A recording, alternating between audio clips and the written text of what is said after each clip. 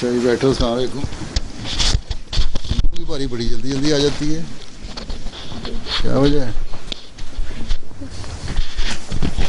Special وجہ ہے کوئی؟ خاص ٹریٹ کیا جاتا ہے. جی فاتحہ مومن صاحبہ کہاں ہیں؟ بیٹھی ہیں. چلو تلاوت کرو پھر. اعوذ باللہ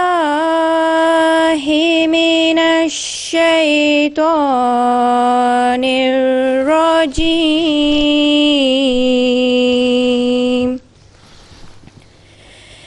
بسم اللہ الرحمن الرحیم.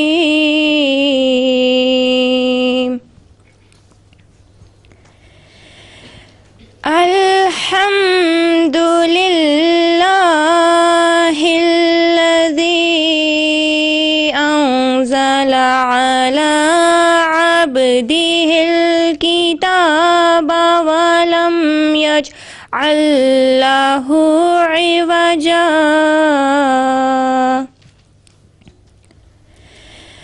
قیما لینذر بأسا شدیدا من لدنہ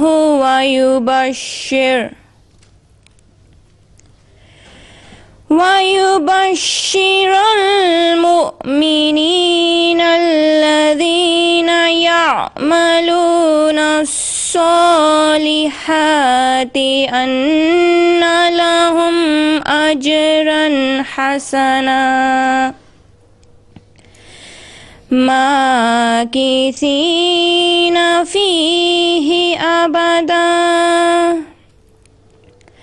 وينذر الذين قالوا اتخذ الله ولدا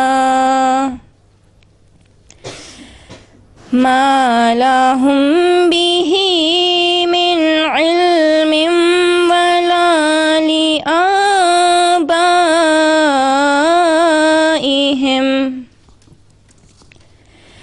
كبرت كلمة تخرج من أفواههم إن يقولون إلا كذبا. جزاك الله. بس کیا ہے ترجمہ؟ عدیلہ محمود. السلام علیکم. وعلیکم السلام. کہاں ہیں؟ اچھا. اللہ کے نام کے ساتھ جو بے انتہا رحم کرنے والا، بن مانگے دینے والا اور بار بار رحم کرنے والا ہے. سب تعریف اللہ ہی کے لیے ہے جس نے اپنے بندے پر کتاب اتاری اور اس میں کوئی کجی نہیں رکھی، مضبوطی سے قائم اور قائم رکھنے والا تاکہ وہ اس کی طرف سے سخت عذاب سے ڈرائے اور مومنوں کو جو نیکیاں بجا لاتے ہیں خوشخبری دے کہ ان کے لیے بہت اچھا اجر مقدر ہے. وہ اس میں ہمیشہ رہنے والے ہیں. اور وہ ان لوگوں کو ڈرائے جنہوں نے کہا اللہ نے بیٹا بنا لیا ہے. ان کو اس کا کچھ بھی علم نہیں، نہ ہی ان کے آباء و اجداد کو تھا. بہت بڑی بات ہے جو ان کی منہوں سے نکلتی ہے، وہ جھوٹ کے سوا کچھ نہیں کہتے.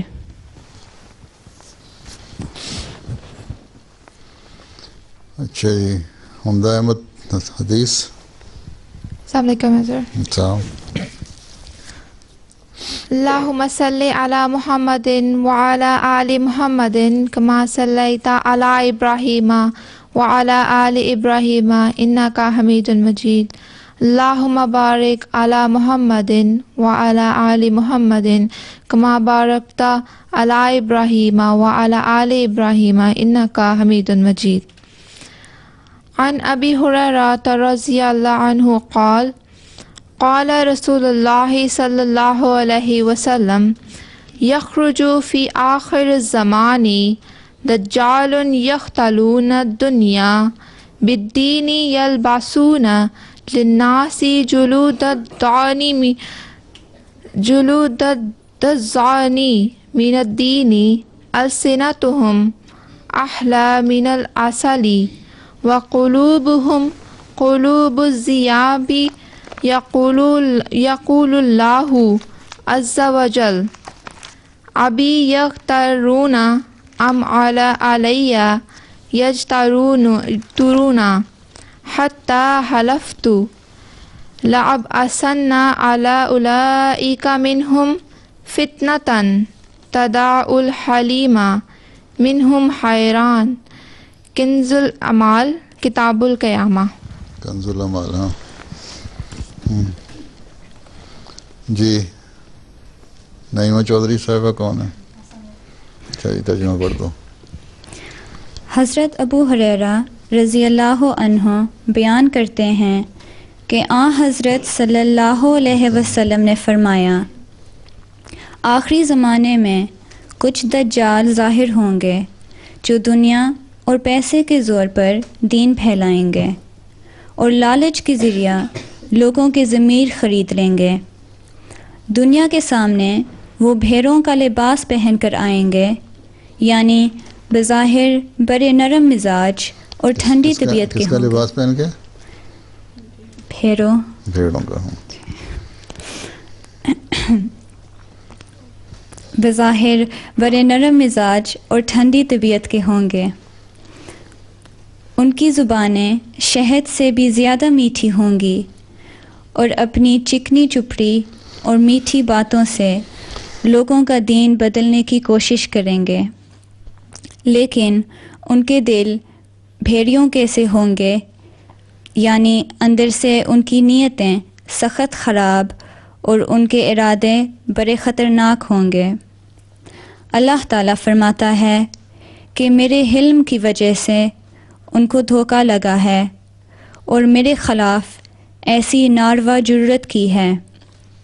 میں اپنی ذات کی قسم کھاتا ہوں کہ میں انہی میں سے اور ان کے اندر سے ہی ایسے فتنہ گر پیدا کروں گا کہ ان کے فتنوں اور کارستانیوں کو دیکھ کر عقل مند اور دانا حیران و ششت رہ جائیں گے.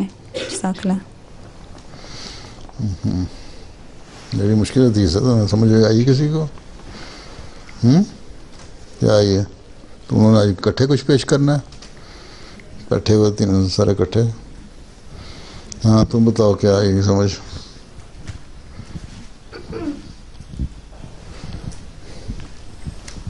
کہ ایک زمانہ ایسا آئے گا کہ دجال کے وقت لوگ ایسے ہوں گے کہ وہ دین پھیلائیں گے اور بہت ہی میٹھی میٹھی بات کریں گے، لیکن ان کے ارادے اچھے نہیں ہوں گے اور لوگوں کو وہ اپنی میٹھی باتوں سے اپنی دین کی طرف کو بلائیں گے، لیکن وہ اچھے نہیں ہوں گے.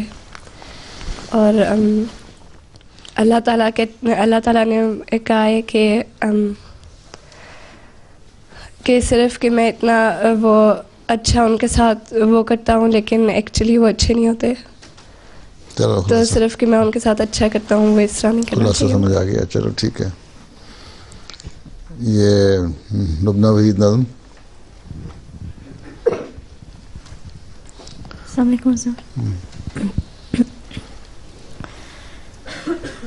غم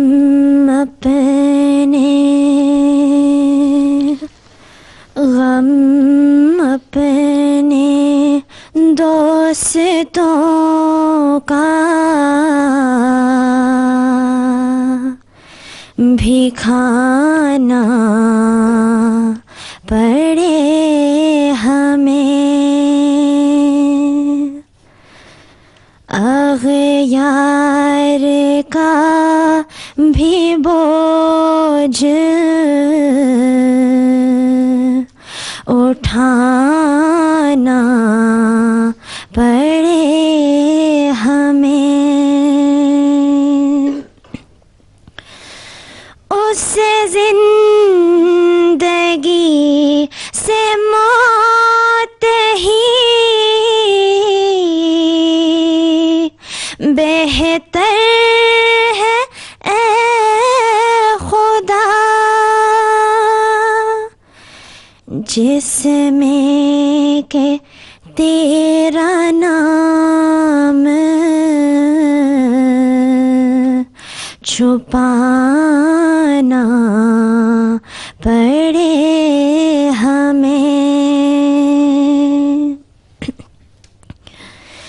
ممبر پہ چڑھ کے غیر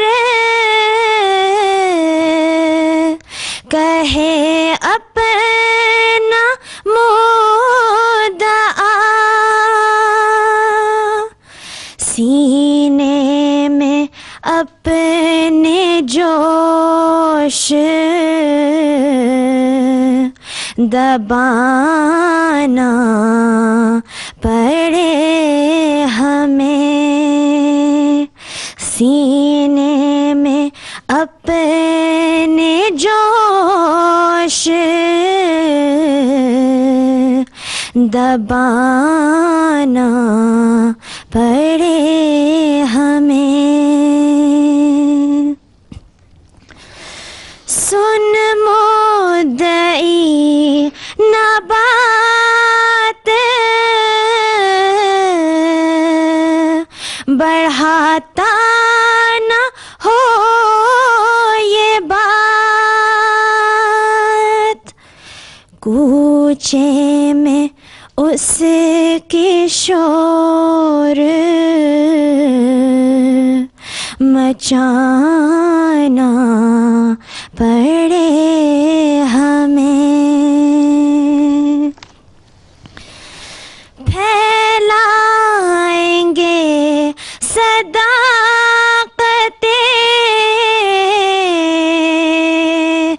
اسلام کچھ بھی ہو، پھیلائیں گے صداقتیں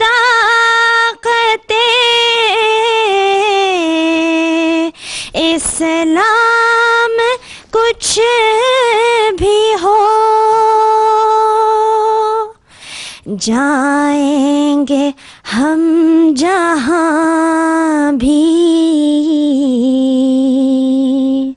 کہ جانا پڑے ہمیں، جائیں گے ہم جہاں بھی کہ جانا پڑے ہمیں. پرواہ نہیں جو ہاتھ سے اپنے ہی اپنا آپ، پرواہ نہیں جو ہاتھ سے اپنے ہی اپنا آپ، حرف غلط کی طرح مٹانا پڑے ہمیں،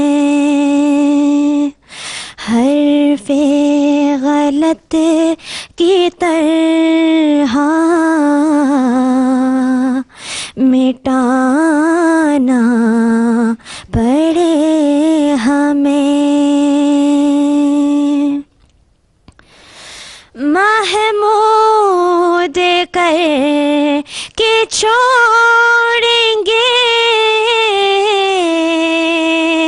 ہم حق کو آشکار، محمود کر کے چھوڑیں گے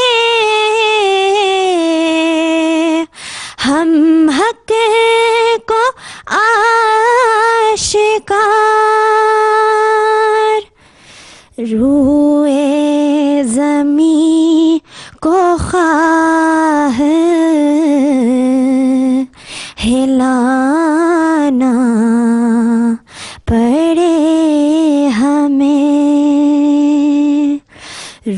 روئے زمین کو خواہ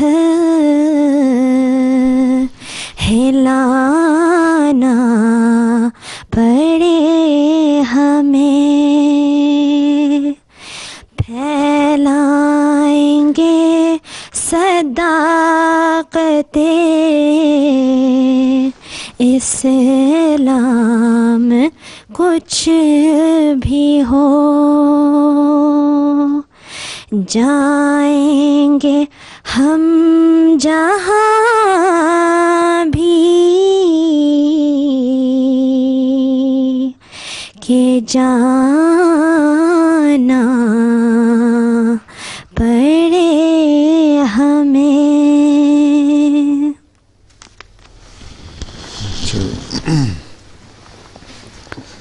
یہ ایک شعر ہے، اس میں ممبر پہ چڑھ کے غیر کہے اپنا مدعا سینے میں اپنے جوش دبانا پڑے ہمیں۔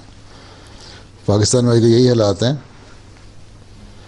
مولوی جو ہے وہ جو مرضی آتے ہیں بول دیتے ہیں، روا میں آ کے ختم نبوت کے نام پہ جلسے کرتے ہیں، اور ختم نبوت کی بات کوئی نہیں ہوتی سوائے اس کے گالیاں نکالیں احمدیوں کو، حضرت مسیح علیہ السلام کو، جماعت کو، اور چلے جائیں۔ اور جب ہم کہیں اجازت دو حکومت سے کہو کہ جلسہ کریں ہم اپنا، کہتے نہیں تمہیں اجازت نہیں ہے، تو مولویوں کو صرف اجازت ہے۔ اس کا حال آگے یہی بتایا انہوں نے کہ یہ صرف اس کا یہ حال ہے کہ اللہ تعالیٰ کے آگے جھکو اور شور مچاؤ، دعائیں کرو، پھر ہی فتح ہوگی۔ ہاں، اس لیے تم لوگوں کے ذریعے سے روا والوں کو اور پاکستان کے احمدیوں کو یہ پیغام ہے کہ ان کو سوائے دعاؤں کے اور کوئی رستہ نہیں ہے، صرف دعائیں کرتے جائیں تو انشاءاللہ راستے کھلیں گے۔ اچھا جی، ارشادات حضرت مسیح علیہ السلام، صالح احمد۔ السلام علیکم۔ السلام۔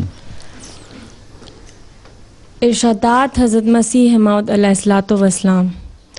حضرت اقدس مسیح موعود علیہ السلام فرماتے ہیں، یاد رہے کہ جس مسیح یعنی روحانی برکات والے کی مسلمانوں کو آخری زمانے میں بشارت دی گئی ہے، اسی کی نسبت یہ بھی لکھا ہے کہ وہ دجال ماحود کو قتل کرے گا، لیکن یہ قتل تلوار یا بندوق سے نہیں ہے، بلکہ مطلب یہ ہے کہ دجالی بدعات اس کے زمانے میں نابود ہو جائیں گے۔ حدیثوں پر غور کرنے سے معلوم ہوتا ہے کہ دراصل دجال شیطان کا نام ہے، پھر جس گروہ سے شیطان اپنا کام لے گا اس گروہ کا نام بھی استعارہ کے طور پر دجال رکھا گیا، کیونکہ وہ اس کے اعضاء کی طرح ہے۔ قرآن شریف میں جو یہ آیت ہے، لا خلق السماوات والارض اکبر من لا نہیں ہے، لخلق السماوات، لخلق السماوات والارض اکبر من خلق الناس، یعنی انسانوں کی سنتوں سے خدا کی سنتیں بہت بڑی ہیں۔ یہ اشارہ ان انسانوں کی طرف ہے جن کی سنت لکھا گیا تھا کہ جن کی نسبت لکھا گیا تھا کہ وہ آخری زمانے میں بڑی بڑی سنتیں ایجاد کریں گے، سنتیں ایجاد کریں گے اور خدائی کاموں میں ہاتھ ڈالیں گے۔ اور مفسرین نے لکھا ہے کہ اس جگہ انسانوں سے مراد دجال ہے، اور یہ قول دلیل اس بات پر ہے کہ دجال ماحود ایک شخص نہیں ہے، ورنہ ناس کا نام اس پر اطلاق نہ پاتا۔ اور اس میں کیا شک ہے کہ ناس کا لفظ صرف گروہ پر بولا جاتا ہے، سو جو گروہ شیطان کے وساوس کے نیچے چلتا ہے وہ دجال کے نام وساوس کے نیچے چلتا ہے، وہ اردو میں لکھا ہوا ہے یا اس میں اپنی زبان میں لکھا ہوا ہے؟ نہیں، اردو میں کے نام سے مسعود ہوتا ہے۔ اسی کی طرح قرآن شریف میں اس ترتیب کا اشارہ ہے کہ وہ الحمدللہ رب العالمین سے شروع کیا گیا اور اس آیت پر ختم کیا گیا ہے، الذی یوسوس فی صدور الناس۔ پھر لفظ ناس سے مراد اس جگہ بھی دجال ہے۔ ایام صلح صفحہ 62-63. اچھا اس کی کیا سمجھ آئی تم لوگوں کو؟ جی مائدہ. اس کا یہ مطلب ہے، اس سے یہ مطلب نکالا جا سکتا ہے کہ حضرت مسیح موعود کے وقت، ذرا قریب کرو آواز ساروں کو جائے. حضرت مسیح موعود علیہ السلام کے وقت دجال ایک چیز ہوگی جو انوینشنز وغیرہ اور انسانی چیز ہی ہوگی ایک. نہیں، لیکن وہ حضرت مسیح موعود پہ بتاتے ہیں کہ دجال کو شیطان، اصل میں وہ شیطان ہے، اور وہ شیطان جس گروہ سے یعنی جس گروپ سے اپنا کام لیتا ہے اس گروہ کو بھی شیطان ہی اس گروہ کو بھی دجال ہی کہتے ہیں. اور قرآن کریم کے اگر دیکھا جائے تو وہ شیطان ہے، اور اب شیطان انسانوں سے کام لے رہا ہے، اس لیے دجال انسان ہی ہیں جو برے کام کرتے ہیں.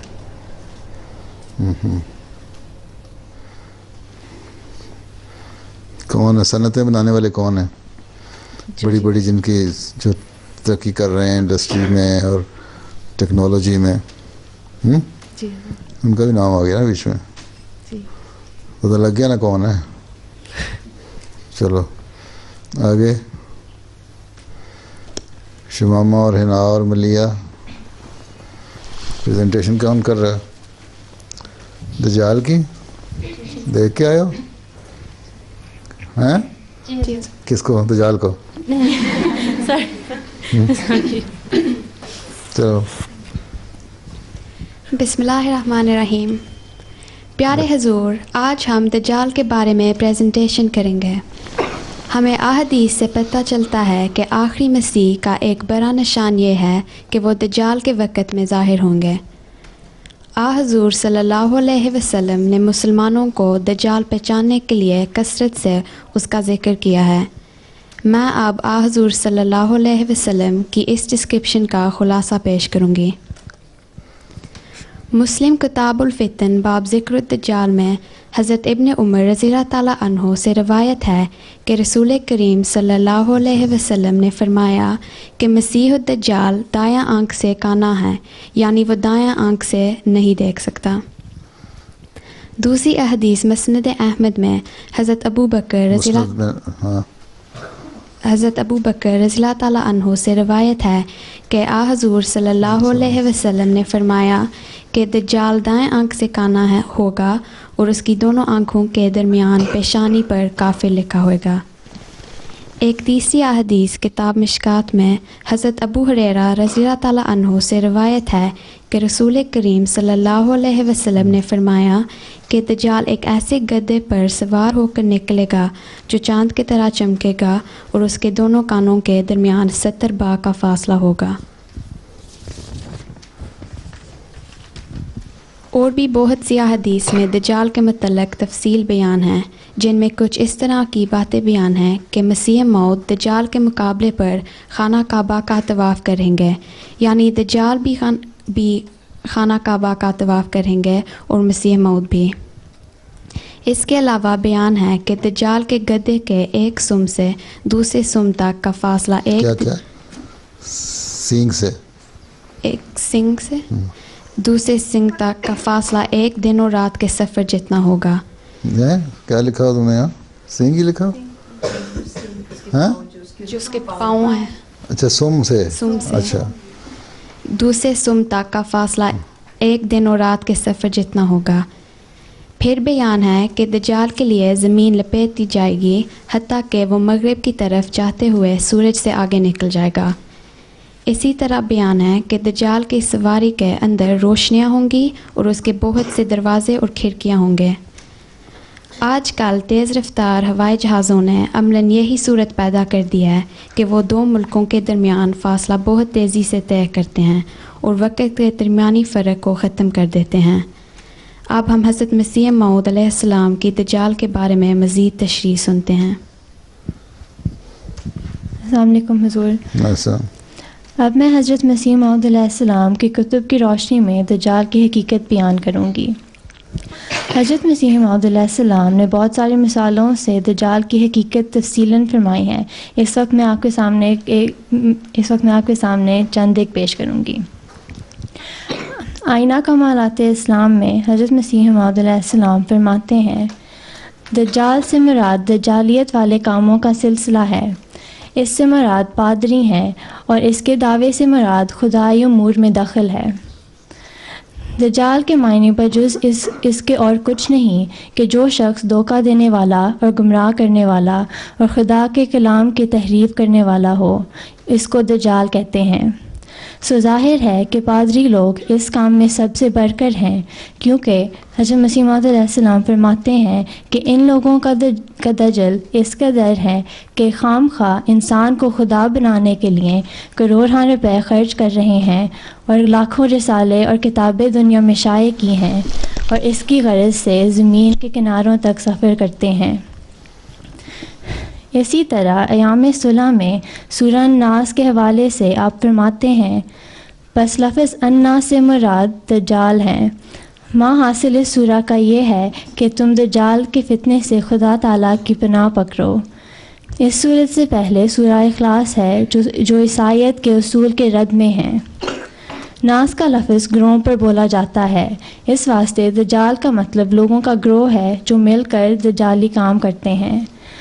حضرت مسیح موعود علیہ السلام حقیقت الوحی میں مسیح موعود کے ظہور کے زمانے کے متعلق فرماتے ہیں کہ احادیث صحیحہ میں بڑا نشان آخری مسیح کا یہ دیا گیا ہے کہ وہ دجال کے ظہور کے وقت آئے گا، اور قرآن شریف نے ظاہر کر دیا کہ وہ دجال پادریوں کا فرقہ ہے جن کا دن رات کام تحریف و تبدیل ہے، کیونکہ دجال کے یہی معنی ہے جو تحریف و تبدیل کر کے حق کو چھپانے والا ہو۔ حضرت مسیح موعود علیہ السلام آئینہ کمالات میں ان مسلمانوں کو مخاطب کر کے جو دجال کی لفظی معنی لے کر ایک ایسی بڑی جسامت والے اور ایک آنکھ والے انسان کا انتظار کر رہے ہیں، آپ فرماتے ہیں، صاحبو یہاں وہ دجالیتیں پھیل رہی ہیں جو تمہارے فرضی دجال کے باپ کو بھی یاد نہیں ہوں گی۔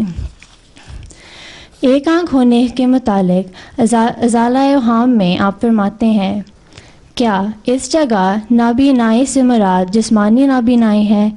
بلکہ روحانی نابینائی مراد ہے، اور مطلب یہ ہے کہ دجال میں دینی عقل نہیں ہوگی اور گو دنیا کی عقل اس میں تیز ہوگی، اور ایسے حکمتیں ایجاد کریں گے اور ایسے عجیب کام دکھائیں گے گویا خدائی کا دعویٰ کر رہے ہیں، لیکن دین کی آنکھ بالکل نہیں ہوگی، جیسے آج کل یورپ میں اور امریکہ کے لوگ کا حال ہے۔ دنیا کے تدبیروں کو انہوں نے خاتمہ کر دیا ہے۔ جیسا کہ ہم نے سنا ہے کہ حدیث میں آتا ہے کہ مسیح موعود اور دجال خانہ کعبہ کا طواف کریں گے، اس بارے میں حضرت مسیح موعود علیہ السلام حقیقت الوحی میں فرماتے ہیں، پس بہرحال یہ حدیث قابل تعویل ہے، اور اس کی وہ تعبیر جو خدا نے میرے پر ظاہر فرمائی ہے وہ یہ ہے کہ آخری زمانے میں ایک گروہ پیدا ہوگا جس کا نام دجال ہے۔ وہ اسلام کا سخت دشمن ہوگا، اور وہ اسلام کو نابود کرنے کے لیے جس کا مرکز خانہ کعبہ ہے چور کی طرح اس کے گرد طواف کرے گا تا اسلام کی عمارت کو بیخ و بن سے اکھاڑ دے، اور اس کے مقابل پر مسیح موعود بھی مرکز اسلام کا طواف کرے گا جس کی تمثیلی صورت خانہ کعبہ ہے، اور اس کے کیا ہوتا ہے فاؤنڈیشن جو ہوتا ہے،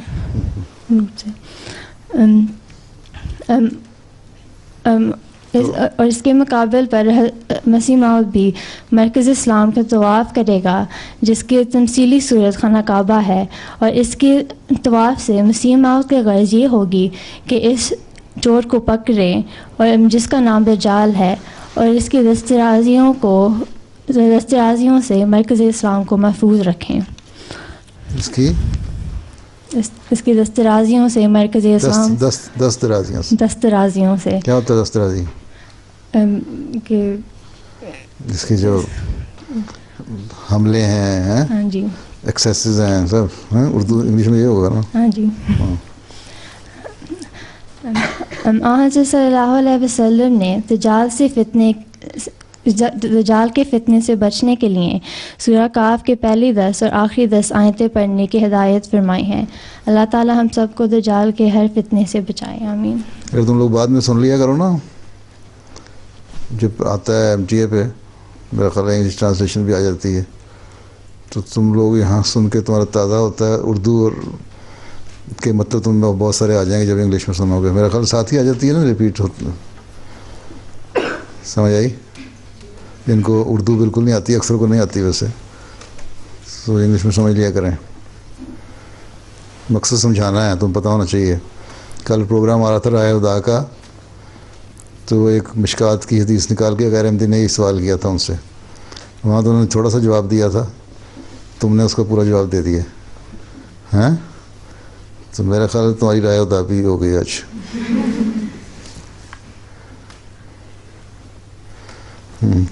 اور حدیث میں ملتا ہے کہ دنیا میں کوئی نبی نہیں بھیجا گیا جس نے اپنے ماننے والوں کو دجال کے بارے میں خبردار نہ کیا ہو. بس اگر ہم یہودی مذہب کو دیکھیں تو ہمیں آرمیلیس کا ذکر ملتا ہے جو اینٹی مسیح یعنی مسیح کے خلاف ہوگا.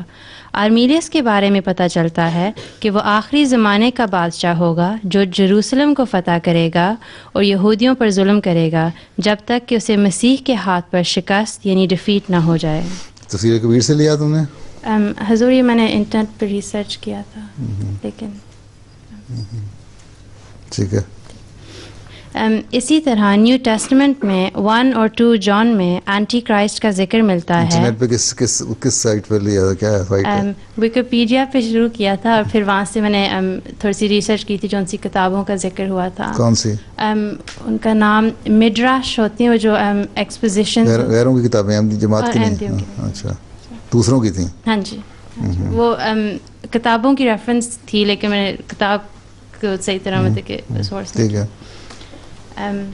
اسی طرح نیو ٹیسٹمنٹ میں 1 اور 2 جان میں اینٹی کرائسٹ کا ذکر ملتا ہے کہ وہ حضرت عیسیٰ علیہ الصلوۃ والسلام کے دوسرے نزول سے پہلے ظاہر ہوگا اور آخری زمانے میں وہ قوت حاصل کرے گا اور خدا اور حضرت عیسیٰ علیہ الصلوۃ والسلام کا انکار کرے گا اور جھوٹا اور دھوکہ گار ہوگا. ہندو مذہب میں مسیح اور دجال کی طرح کا کانسیپٹ بھی ملتا ہے. ہندو مذہب میں سمجھا جاتا ہے کہ خدا ایک ایویٹر کی صورت میں زمین پر ظاہر ہوتا ہے. اس بارے میں کوئی ہندو مانتے ہیں کہ حضرت عیسیٰ علیہ الصلوۃ والسلام بھی ایک ایویٹر تھے. ایویٹروں کی کہانیوں کا ذکر ہندوؤں کی کتاب پراناس میں ملتا ہے. ہندو مانتے ہیں, کوئی ہندو ہیں جو اب کہتے ہیں کہ جی حضرت عیسیٰ علیہ الصلوۃ والسلام ایک ایویٹر تھے. یہ سائٹ پہ آتا ہے, یہ ان کی ویب سائٹ پہ ہندوؤں کی طرف سے آ رہا ہے, عیسائیوں نے دیا ہوا ہے. ہندو کہتے تو ہندو ہی ہیں لیکن ریفرنس جو اس نے دیا ہے کسی ہندو کے ریفرنس دیا ہے یا ہندو عیسائیوں کسی ویب سائٹ پہ ہندو کا ریفرنس دیا ہے یا ہندوؤں کی ویب سائٹ پہ ہی آیا ہوا ہے؟ ہندوؤں کا ہی یہ سارا آرٹیکل ہندوؤں کی. اچھا, بعض ماڈرن ہندو جو ہو گئے ہیں. اچھا. ایویٹروں کی کہانیوں کا ذکر ہندوؤں کی کتابیں پراناس میں ملتا ہے. ان میں ایک ایویٹر کا ذکر ملتا ہے جو آخری زمانے میں ظاہر ہوگا جس کا نام کلکی ہے. اس کے نزول کا زمانہ ایج آف کھولی کہلاتا ہے اور اس کھولی کے بارے میں آتا ہے کہ کھولی اور کھلکی کی لڑائی ہوگی کیونکہ کھولی نیک لوگوں پر ظلم کرے گا اور وہ کھلکی سے کھولی سے پناہ مانگیں گے. بس ظاہر ہوا کہ دجال اور مسیح جو ہے وہ نیکوں کی سائڈ لے گا. ہاں جی, جو کلکی ہے ان پروٹیکشن دے گا. جی حضور. اور کیونکہ ہندوازم میں وہ ہے نا کہ ٹائم ایک سائیکلکل مینر میں, تو اس زمانے کا آخری جو حصہ ہے. بس ظاہر ہوا کہ دجال اور مسیح کا ذکر اسلام کے علاوہ مختلف اور مذاہب میں بھی ملتا ہے. اور اگر لڑکیوں کے ہندوؤں میں رہ کے گیا نجات تو عیسائیوں میں آ گئی, ساری ختم ہو گیا قصہ ہی.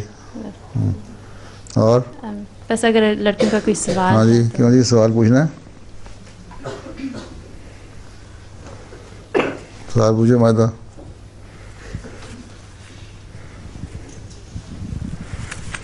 پوچھو اس سے کیا کہا اس نے. یہ کہہ دو کہ جو تم نے کہا دوبارہ سارا سنا دو, ہمیں سمجھ نہیں آئی. ہاں, ہندو کا جو تھوڑا سا ریفرنس ہے وہ تھوڑا سا مجھے نہیں سمجھ آئے کہ اگر وہ حضرت عیسیٰ علیہ السلام کو بھی مانتے ہیں کہ اگر وہ ایک اوتار ہیں تو کیا وہ انہیں خدا کی صورت میں اوتار مانتے ہیں, اور اگر وہ حضرت عیسیٰ کو مانتے ہیں تو کیا وہ باقی نبی کو نہیں مان سکتے؟ سوال کیا. جہاں تک میں نے پڑھا ہے ان کا وہ جو بلیف ہے کہ یہ کہ وہ حضرت عیسیٰ علیہ السلام خدا کی صورت میں ہی، کیونکہ جیسے عیسائی مانتے ہیں کہ حضرت عیسیٰ علیہ السلام خدا ہے، تو اسی صورت میں باقی نبیوں کا دین کی بنیادیں ہل جائیں تو پھر اس قسم کی توہمات خیالات پیدا ہوتے ہیں نا. جی تو ہاں جی، اس کو دو پچھلی کہتی ہے میں بڑا سوال کرنا ہے. میرے خیال ہے شماما نے جب کہا تھا کہ ذرا مائکرو فون قریب رکھو اور پھر آواز سناؤ. جہاز جو ہوتے ہیں ہم نے ان کا پروفیسی سنی تھی، تو میں پوچھنا چاہتی ہوں کہ آپ نے کہا تھا کہ وہ دجال کی انڈیکیشن ہے، تو تھوڑا سا کلیریفائی کر سکتی ہو کہ اگر وہ دجال ہے یا وہ دجال کی انڈیکیشن ہے؟ تو اگر وہ دجال ہے تو جہاز دجال کیوں ہے؟ جہاز؟ جی یہ تو نہیں کہا، اس نے کہا ہی نہیں یہ جہاز دجال، اس نے کب کہا ہے؟ وہ اس نے کہا کہ جب دجال آئے گا تو ان کی یہ نشانیاں ہوں گی، یہ سائنس ہیں دجال کے زمانے کے، اور وہ یہ بنائے گا، انڈسٹری میں ٹیکنالوجی میں وہ ترقی کرے گا. پہلے وہ بتا چکے ہیں حضرت مسیح کے حوالے سے. اس پہ اس نے بتایا تھا ایک جو حدیث کی مثال کوٹ کر کے دی تھی کہ اس کی جو آگ سے وہ چلے گی، ایک سواری ہوگی، گدھا جو ہے وہ آگ سے چلے گا، اس کے کانوں کا فاصلہ اتنا ہوگا ہیں، اس کے اندر روشنیاں جلیں گی ہیں، لوگ بیٹھیں گے، یہ ساری باتیں بتائی تھیں نا. تو اس کو سمجھاتا ذرا اچھی طرح، اور میں نے اس کو سمجھ آنے تو دونوں پہلے، اگلا سوال تو بعد میں کرنا. حضور آپ نے اچھا سمجھا. نہیں پہلے اس کو سمجھانے دو، جس نے تیاری کی ہے اس کو سمجھانے دو.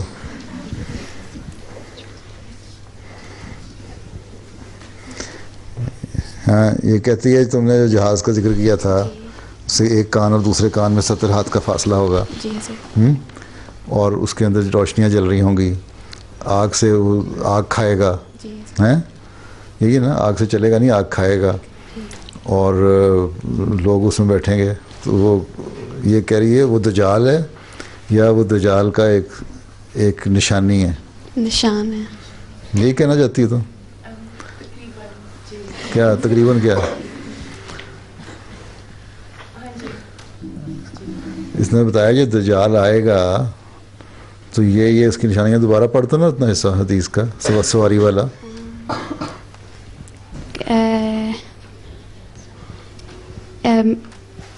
دجال کے گدھے کے ایک سم سے دوسرے سم تک کا فاصلہ 1 دن اور رات کے سفر جتنا ہوگا. ہاں ہیں میں سمجھی کہ وہ اس نے کہا تھا کہ دجال کا ہوگا، تو پھر کہ گدھے کا کہا ہے ہیں. تم اب گدھا نہ تلاش کرتی رہنا غیر احمدیوں کی طرح.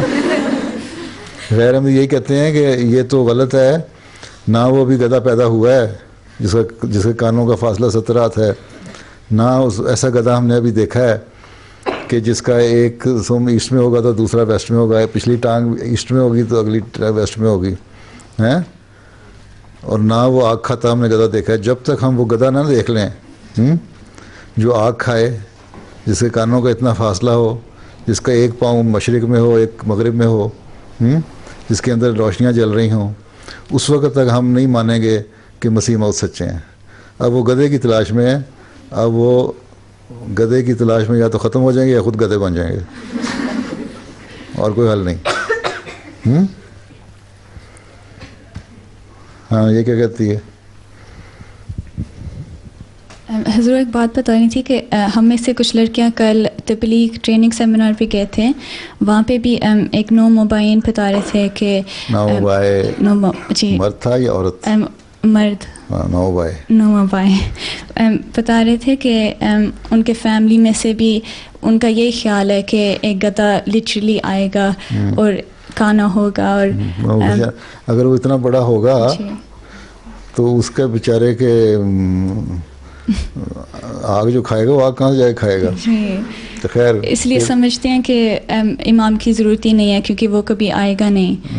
مطلب یہ ہے کہ نہ گدھا پیدا ہوگا نہ امام آئے گا، باقی حدیثیں جھوٹی ہو گئیں. حضرت صلی اللہ علیہ وسلم نے جو فرمایا تھا وآخرین منہم لما یلحقوا بہم آیت کے اوپر کہ سلمان فارسی کے کندھے پہ ہاتھ رکھ کے ان میں سے مسیح اس زمانہ وہ زمانہ وہ ہوگا جو صحابہ سے ملے گا. تو اس کا مطلب وہ خود قرآن بھی غلط ہو گیا، حدیث بھی غلط ہو گئی، صرف اس لیے کہ ان کو گدھا نہیں نظر آیا. اس لیے کہ خود گدھے بن چکے ہیں نا. ایک غالب شاعر تھے, ان کو آم بڑے پسند تھے, مرزا غالب کو, تو آم کھایا کرتے تھے. اور شاعر تھے, ان کا نام بول رہا ہے مجھے, وہ آم اس کو پسند نہیں کرتے تھے. تو ایک دن بیٹھے تھے, آم کھا رہے تھے مرزا غالب, اور وہ بھی ساتھ بیٹھے, تو آم کھا کے چھلکے پھینکتے جا رہے تھے. پرانے زمانے میں یہی ہوتا تھا, چھوٹے آم ہوتے تھے, بالٹی میں بھگو کے کھاتے جاؤ, کئی کلو کے حساب سے کھا جاؤ. تو اتنے میں ایک گدھا آیا, اور وہ پیچھے ہر ہاتھ گند بلا گدھا جو چھا گھاس پھوس کھاتا آ رہا تھا. آموں کے پاس آیا, وہ چھلکے سونگے اور چھوڑ دیے, چلا گیا.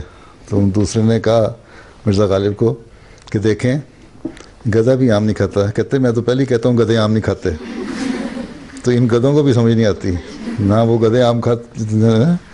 تو یہاں بھی وہی حساب ہے, ان گدھوں کو حقیقت سمجھ نہیں آ سکتی جب تک انسان بن کے سوچیں گے نہیں.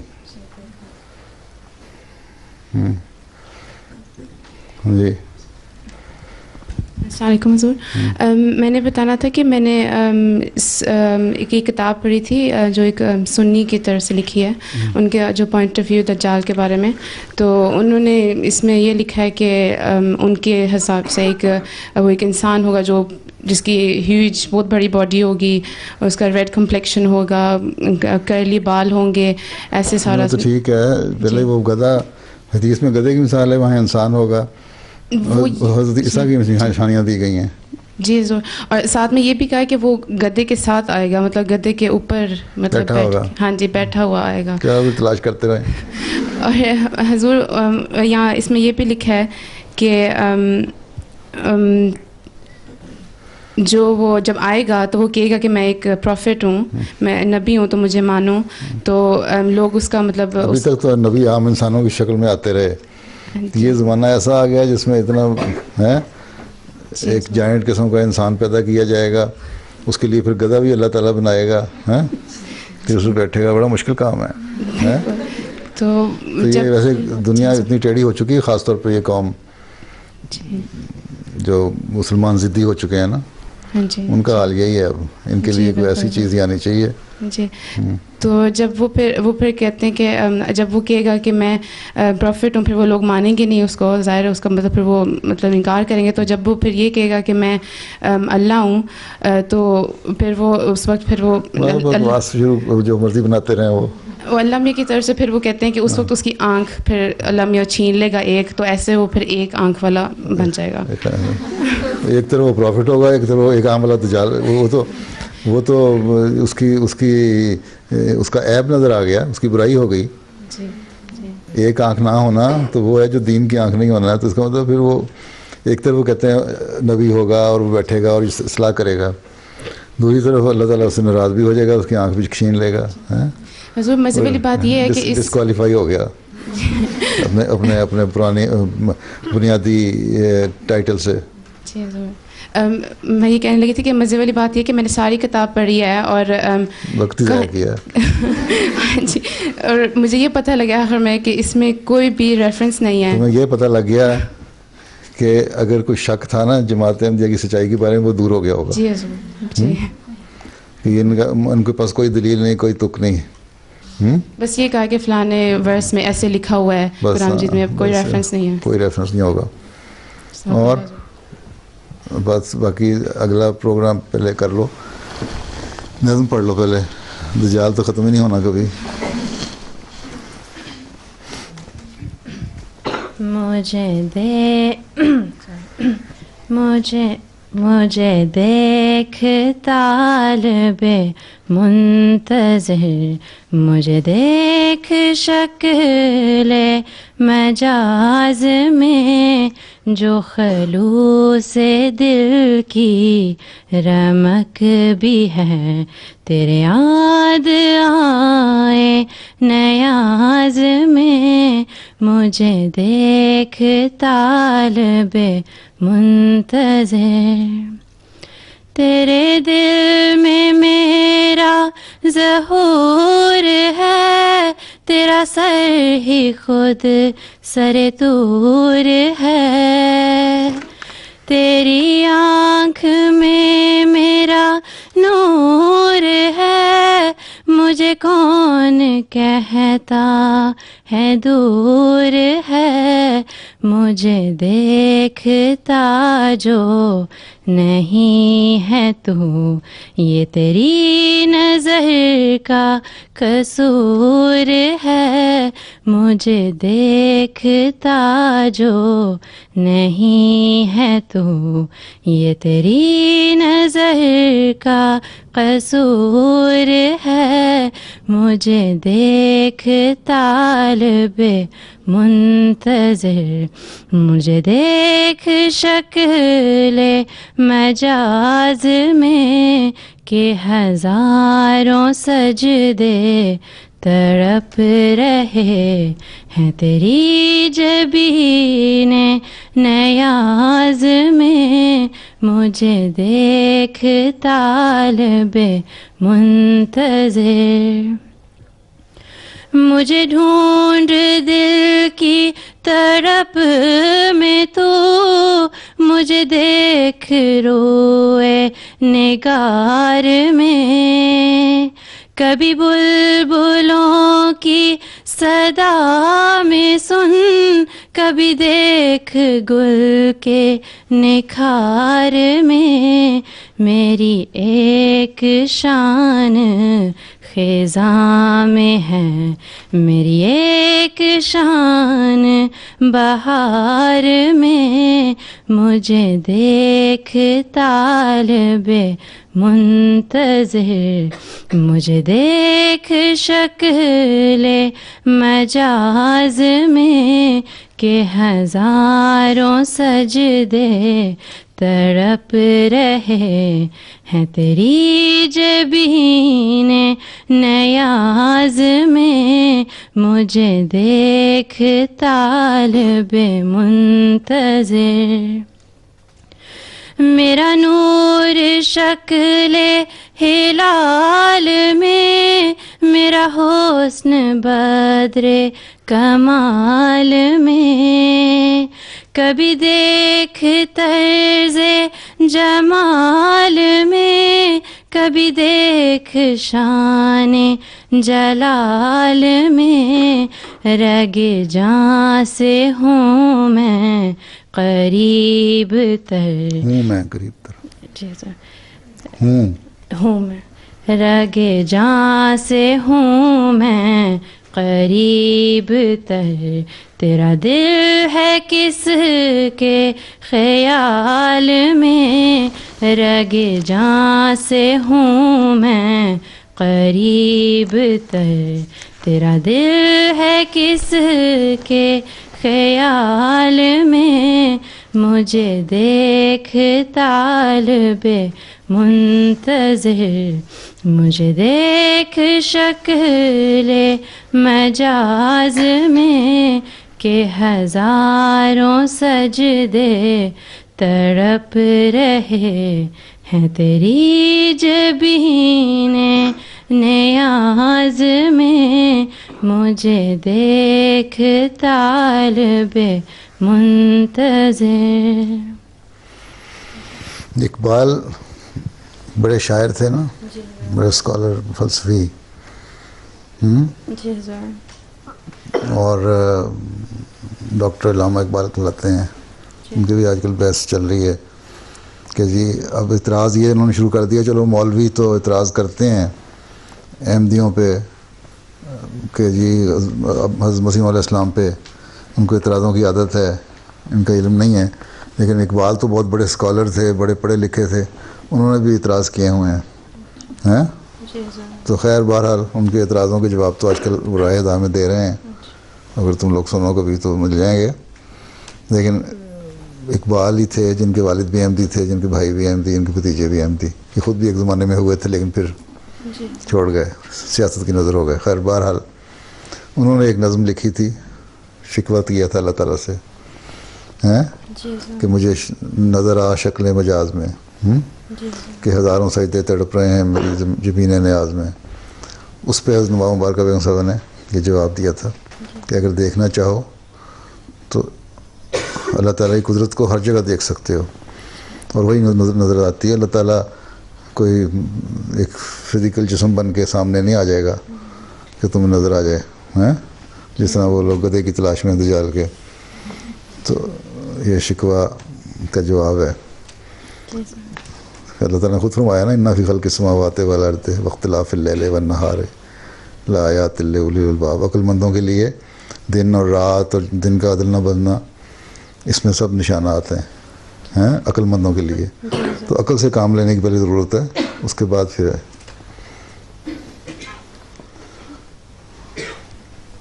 لیکن اس کے لیے عقل بھی تب آتی ہے.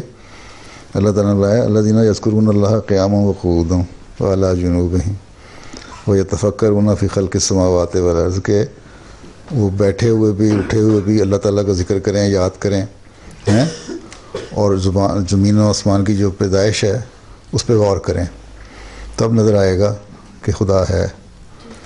اور یہی لوگ عقل مند ہیں.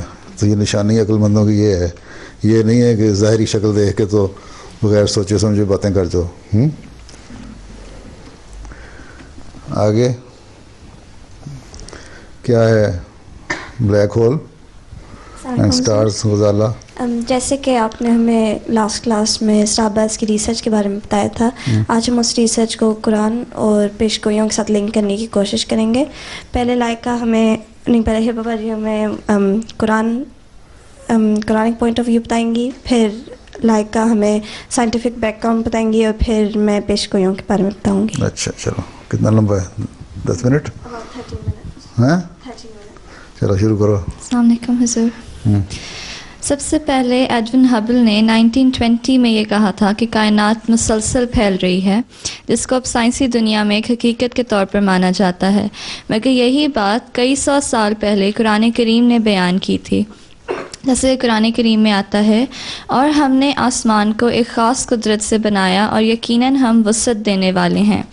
اور یہ بات قرآن کریم کے علاوہ اور کسی اور آسمانی کتاب میں ذکر نہیں کی گئی. سائنٹسٹ کے نزدیک یہ ڈسکوری ایک خاص اہمیت کی حامل ہے, کیونکہ اس سے انہیں کائنات کی تخلیق یعنی فاؤنڈیشن کو سمجھنے میں مدد ملتی ہے. قرآن کریم کائنات کے آغاز, انجام اور پھر ایک اور آغاز کے مکمل دور کا بیان کرتا ہے. قرآن کریم کائنات کی پیدائش سے پہلے کا جو نقشہ پیش کرتا ہے وہ بالکل بگ بینگ کے نظریہ یعنی کانسیپٹ کے مطابق ہے. قرآن کریم میں آتا ہے, کیا انہوں نے دیکھا نہیں جنہوں نے کفر کیا کہ آسمان اور زمین دونوں مضبوطی سے بند تھے, پھر ہم نے ان کو پھاڑ کر الگ کر دیا, اور ہم نے پانی سے ہر زندہ چیز پیدا کی, تو کیا وہ ایمان نہیں لائیں گے؟ یہاں پر ایک انٹرسٹنگ بات یہ بھی ہے کہ اس آیت میں خاص طور پر غیر مسلمز کو مخاطب کیا گیا ہے. شاید اس میں حکمت یہ تھی کہ یہ راز یعنی کائنات مسلسل پھیل رہی ہے غیر مسلموں نے دریافت کیا تھا. مقصد یہ تھا کہ اس طرح یہ امر قرآن کریم کی صداقت کا ایک زندہ نشان بن کر ان کے سامنے آ جائے. اس آیت میں 2 الفاظ یعنی رتکن بند کیا گیا حیولہ اور فتکنا ہم نے اسے پھاڑ کر الگ کر دیا میں بنیادی پیغام پوشیدہ ہے. عربی ڈکشنری میں رتکن کے 2 مطلب بیان کیے گئے ہیں. ایک معنی یکجا ہو جانے کے ہیں اور دوسرے معنی کامل تاریکی یعنی کمپلیٹ ڈارکنیس کے ہیں. یہاں یہ دونوں ہی مراد ہو سکتے ہیں اور دونوں کو ملا کر ایک بلیک ہول کا نقشہ ابھرتا ہے.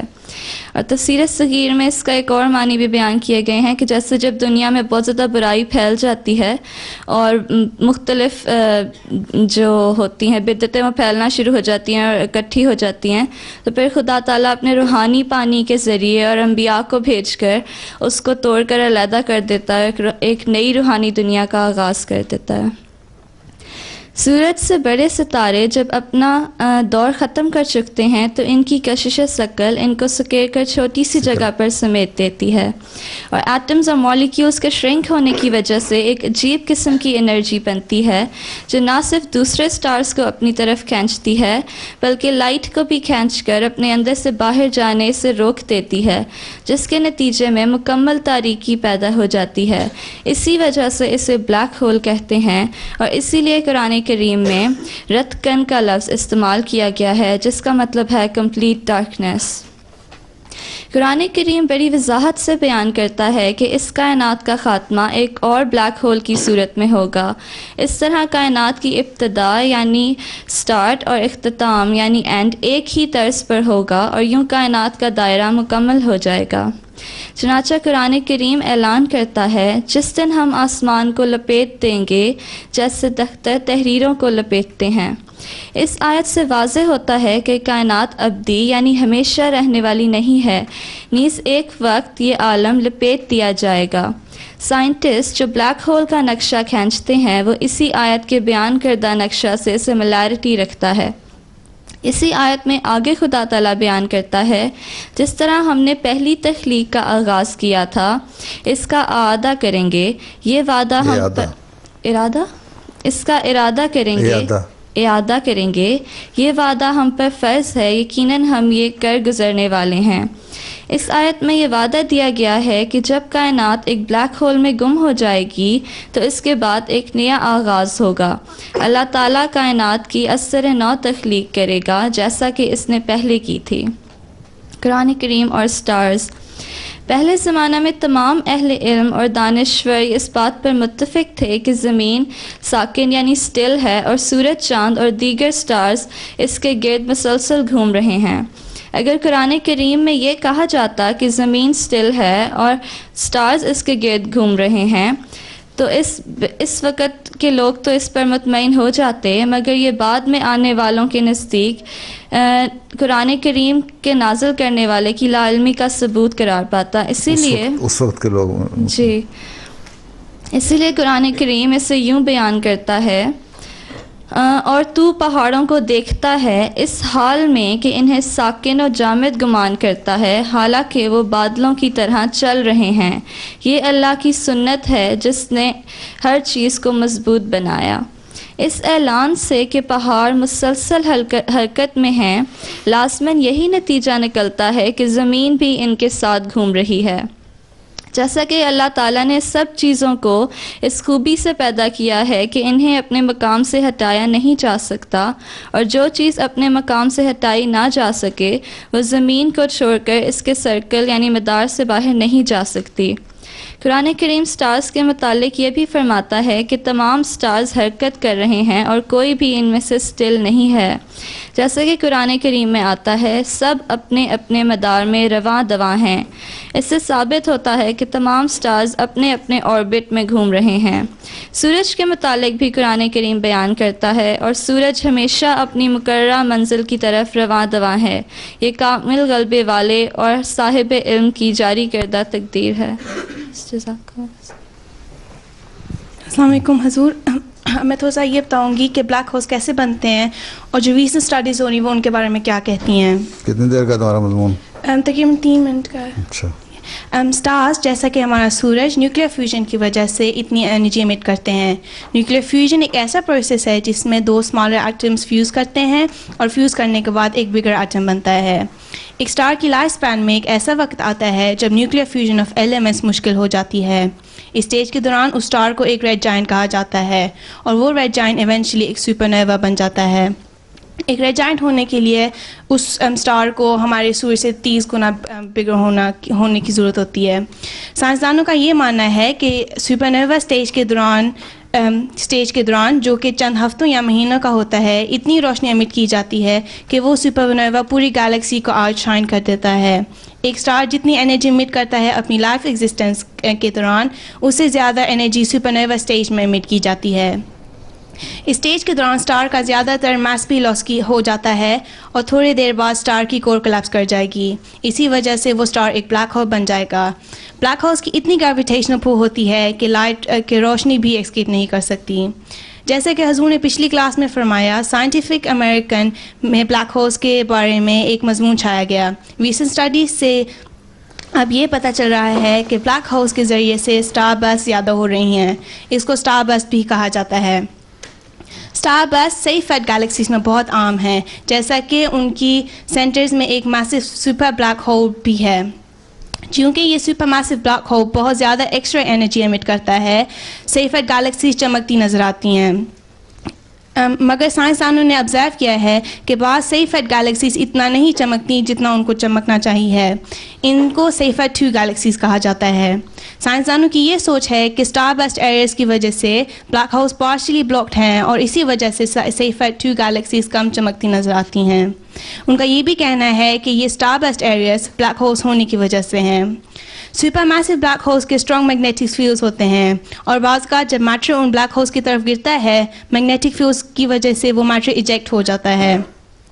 अगर मैटर इजेक्ट हो तो वो मैटर बहुत तेज़ स्पीड से इजेक्ट होता है और उस मैटर को जेट ऑफ पार्टिकल्स कहा जाता है. कोल्ड न्यूट्रल हाइड्रोजन गैस एक बहुत अहम चीज़ है जो कि स्टार बर्थ के लिए ज़रूरी है और ये जेट्स में मौजूद है. वायलेंट पार्टिकल जेट्स गैसेस को डेंसर पाइल्स में इकट्ठा करता है जिसकी वजह से नए स्टार्स बनते हैं.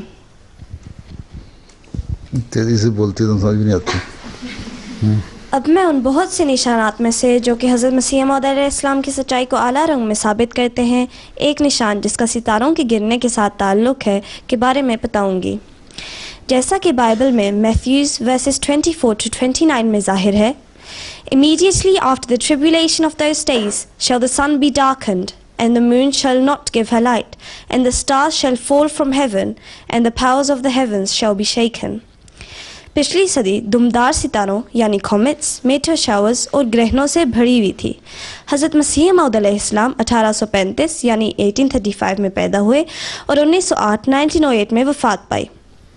इंसानों के दरमियान में ये तमाम एस्ट्रोनॉमिकल एक्टिविटी देखने को मिलती है जिससे साबित होता है कि आप अलैहिस्सलाम के पैदा और फोत होने के साल आसमानी निशानात से भरे हुए हैं. बालिस कॉमेट पहली दफ़ा 1772 में देखने को मिला और फिर 1832 में यही कॉमेट ज़मीन के बहुत करीब से गुजरा. 1845 में ये दुमदार सितारा 2 हिस्सों में टूटता हुआ नज़र आया और हालांकि लोगों ने इसकी वापसी का वक्त 1866 एक्सपेक्ट किया हुआ था, कुछ ना नज़र आया. पायलट्स कॉमेट के मेटर शावर्स 1830, 38 और 85 में नज़र आए. हैरानी की बात यह है कि 39,546 मीटर्स सिर्फ 4 घंटों में नज़र आए. ऐसे ही Lennard comet, हेलीज comet, homes and मोहाउस comet और 1882 के दुमदार सितारे ने भी शानदार शावर्स दिखाए. बल्कि हमारे प्यारे इमाम महदी की वफ़ात के साल में तारीख़ के सबसे बड़े मेटेओराइट फॉल का साइबेरिया में इम्कान हुआ. इसकी वजह से जो तबाही हुई वो आज भी साफ साफ नज़र आती है. हज़रत सल्लल्लाहु अलैहि वसल्लम की बेसत के साल में शहाब कसरत से गिरते थे यानी सितारे. अब जानना चाहिए कि अरब लोग बावजह इन ख़यालात के जो कहानों के ज़रिए से उनमें फैल गए थे शदीद एतकाद से इन बातों को मानते थे कि जिस वक्त सितारे यानी शहाब गिरते हैं तो कोई बड़ा अज़ीमुश्शान इंसान पैदा होता है और तारों का मामूल से ज़्यादा टूटना इस बात की दलालत करता है कि दुनिया में कोई नबी पैदा होने वाला है.